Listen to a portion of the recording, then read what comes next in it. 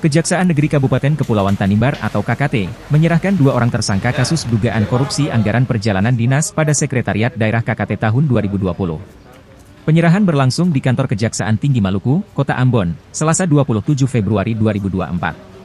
Kedua tersangka yang diserahkan yaitu, Sekda KKT, Ruben Moriol Kosu, dan Bendahara Pengeluaran pada Setda KKT, Petrus Masela. Keduanya diserahkan kepada penuntut umum Kejari KKT bersama barang bukti atau tahap 2. Setelah tahap 2, kedua tersangka yang kini sudah berstatus sebagai terdakwa langsung ditahan di Rumah Tahanan Negara Ambon.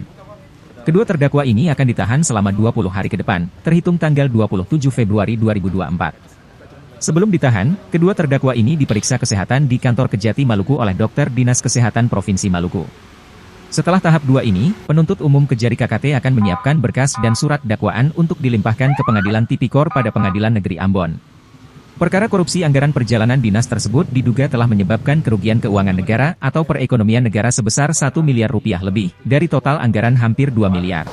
Dilakukan penyerahan tersangka dan barang bukti terkait dengan perkara tindak pidana korupsi penyalahgunaan anggaran kegiatan perjalanan dinas pada Sekretariat Daerah Kabupaten Kepulauan Tanimbar tahun anggaran 2020, di mana jaksa penyidik pada saat ini menyerahkan 2 tersangka atas nama 1 RBM dalam kapasitasnya selaku pengguna anggaran sekaligus selaku Sekretaris Daerah Kabupaten Kepulauan Tanimbar tahun anggaran 2020. Yang kedua adalah tersangka PM dalam kapasitasnya selaku Bendahara Pengeluaran pada Sekretariat Daerah Kabupaten Kepulauan Tanimbar tahun anggaran 2020. Dan pada saat ini juga setelah dilakukan penyerahan tersangka dan barang bukti, tersangka telah diterima oleh penuntut umum statusnya menjadi terdakwa, dan terhadap kedua terdakwa penuntut umum memilih untuk melakukan penahanan 20 hari ke depan terhitung dari mulai hari ini tanggal 27 Februari sampai 20 hari ke depan dengan status penahanan rutan.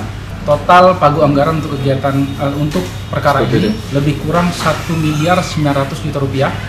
Adapun kerugian keuangan negara itu lebih kurang 1 miliar 92 juta rupiah. Kronologisnya sederhananya bahwa pada tahun anggaran 2020 terdapat anggaran kegiatan perjalanan dinas baik dalam maupun luar daerah. Dari laporan realisasi bahwa jumlah realisasinya kan lebih kurang 1,6 miliar. Dari proses pemeriksaan yang dilakukan konfirmasi maupun kepada saksi, kemudian melakukan konfirmasi kepada pihak maskapai terkait dengan perjalanan saudara, ditemukan lebih kurang 1 miliar 90 juta kegiatan yang fiktif yang tidak pernah dilaksanakan, namun tetap dibuatkan SPJ-nya dan anggarannya tetap dicairkan. Bang, untuk posisi Pak Tolon, Bang, karena kemarin Pak Tolon juga diperiksa, Bang. Oke, baik. Bupati. Sampai dengan saat ini status saudara Petrus Patlolon masih sebagai saksi, ya. Penyidik juga masih menggali fakta-fakta terkait keterlibatan pihak lainnya. Jadi tidak untuk